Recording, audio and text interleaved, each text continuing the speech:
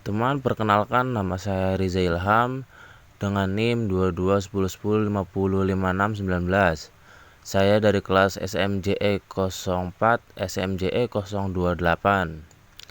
Di sini saya akan menjelaskan tentang uji asumsi klasik. Apa sih uji asumsi itu? Uji asumsi klasik itu adalah serangkaian uji dari analisis regresi linear yang harus terpenuhi. Tujuannya untuk melihat apakah data itu berdistribusi normal atau tidak. Oke, kita langsung aja uji asumsi klasik. Di sini yang bakal kita uji yang pertama ada uji normalitas dan uji multikornelitas. Selanjutnya kita buka data kita di Excel. Nah, di sini saya udah mempersiapkan data kita yang bakal kita diuji di SPSS. Tentunya di sini kita mempunyai data variabel X dan variabel Y. Di sini sebelum kita masuk ke SPSS, kita harus punya datanya terlebih dahulu dan kita bakal copy data itu ke dalam SPSS. Baik, kita langsung buka SPSS-nya terlebih dahulu. Maaf jika SPSS-nya sudah terbuka, tinggal kita ke data view, kita buka Excel-nya lagi, kita copy datanya. Ini variabel X1,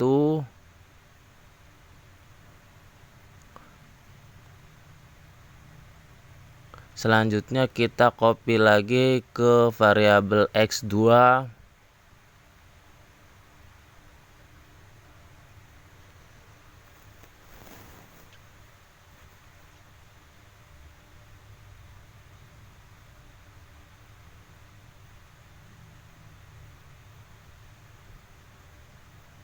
lanjut lagi ke variabel X3.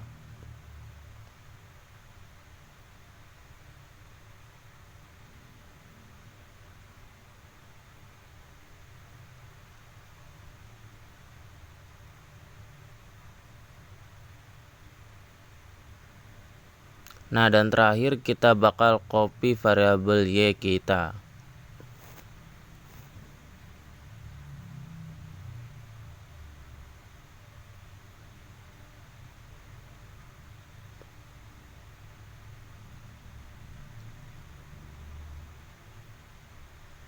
Setelah semuanya sudah di-copy, kita klik variabel view.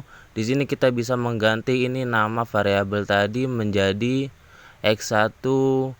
Hapus dulu ternyata X1, lanjut enter X2 dan 3, X3 dan terakhir variabel Y. Selanjutnya kita ke data desimal. Kita di sini bisa nolkan terlebih dahulu.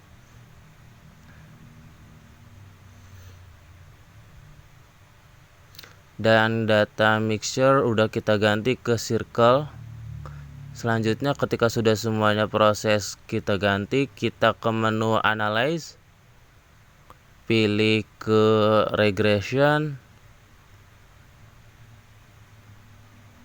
pilih ke linear. Setelah itu kita pindahkan variabel kita, variabel Y ke dependen, dan variabel X1, X2, X3 kita pindahkan ke variabel independen. Setelah semuanya dipindahkan, kita klik statistik, kita pilih chronality, deskriptif, dan juga Dobir-Watson boleh. Kita pilih semuanya. Selanjutnya kita pencet continue.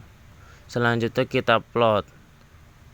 Untuk uji di plot ini adalah bertujuan untuk diuji multikolonitas. Kita pilih seri sheet di bagian Y dan Z-spread di bagian X. Selanjutnya histogram dan normal probability plot. Kita lanjut continue. Selanjutnya di bagian save, kita checklist di bagian under target. Nah, ketika sudah di checklist, baru kita klik continue. Kita terus oke. Kita tunggu hasilnya di sinilah. Karena hasilnya udah keluar, kita lihat hasil uji multikolonitas. Uji normalitas bisa kita lihat. Uji normalitas itu bisa dilakukan dengan 3 cara. Yang pertama ini adalah uji normalitas dengan cara histogram. Di sini saya udah copy ke tabel Word untuk penjelasannya. Pertama kita akan menjelaskan uji normalitas dengan histogram. Pedoman pengambilan keputusan bisa dilihat di sini, yaitu pengambilan keputusan pada grafik histogram didasarkan pada bentuk visual dari batang dan kurva estimasi yang terbentuk. Oke, ketiga kriteria keputusan yang pertama, data dinyatakan berdistribusi normal jika grafik histogram membentuk pola simetrik di tengah berbentuk seperti lonceng. Oke, yang kedua, data dinyatakan tidak berdistribusi normal jika grafik histogram berbentuk pola yang melenceng atau jauh ke satu titik ke satu sisi. Oke, bisa kita lihat data hasil uji normalitas kita dengan histogram. Di sini data berdistribusi normal, bisa kita lihat kurva menunjukkan tidak menyebar dengan ke sisi kiri atau tengah berbentuk lonceng. Oke, kita lanjut ke uji normalitas dengan cara p-plot. Mana uji plotnya? Nah, ini adalah cara normalitas p-plot. Kita copy dahulu. Oke, kita langsung ke Word untuk penjelasannya. Di sini udah saya tempel untuk interpretasinya bagaimana uji p-plot normalitas itu. Kita pedoman pengambilan keputusannya. Yang pertama, pengambilan keputusan pada grafik p-plot didasarkan pada penyebaran titik-titik data. Kumulatif probability terhadap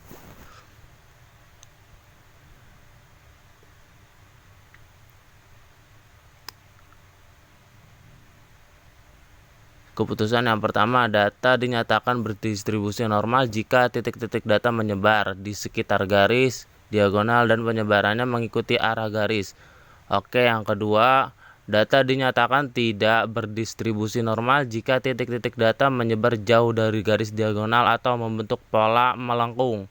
Bisa kita lihat dari hasil uji normalitas tadi bahwasanya di sini titik-titiknya data searah dengan garis diagonal, yang berarti memenuhi asumsi normalitas. Jadi dari data yang tadi udah kita uji, data kita berdistribusi normal. Dengan demikian uji normalitas dinyatakan lolos. Uji normalitas. Oke, kita langsung lanjut ke uji multikolonitas. Uji multikolonitas itu bertujuan untuk melihat apakah setiap variabel memiliki korelasi dengan variabel lainnya. Oke, bisa kita lihat uji multikolonitas. Kita ambil di koefisien. Udah kita copy tadi ujinya. Nah, ini uji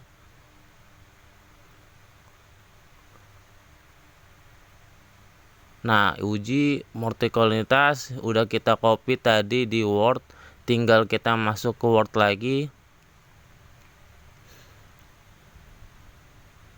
Nah, ini kita masuk ke uji multikolonitas.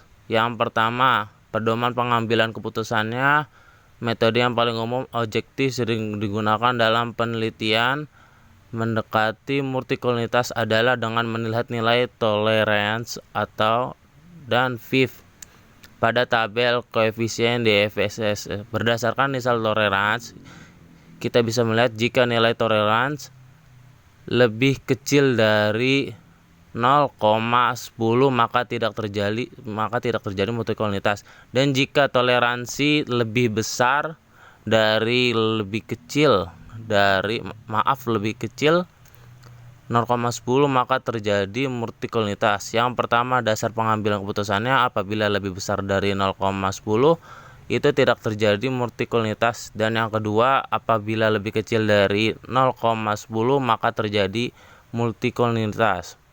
Selanjutnya, berdasarkan nilai FIF kita bisa mengambil keputusan apabila nilai fifth-nya lebih dari 10, maka tidak terjadi multikolonitas, dan apabila nilai fifth-nya lebih kecil dari 10, maka terjadi multikolonitas.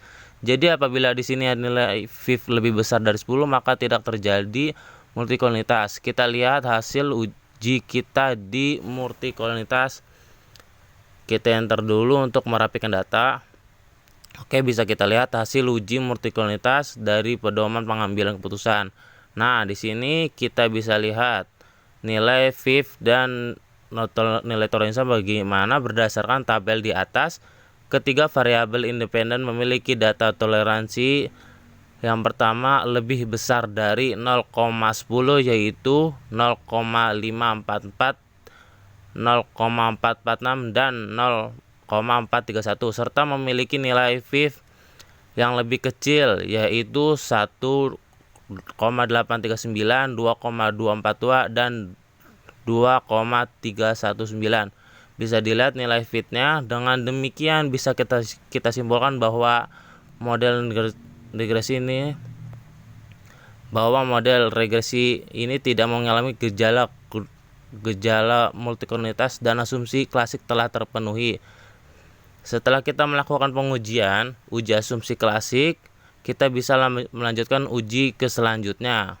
Oke teman-teman, cukup sekian tutorial untuk pengujian uji asumsi klasik, yaitu uji normalitas dan uji multikolonitas. Sekian dari saya. Assalamualaikum warahmatullahi wabarakatuh.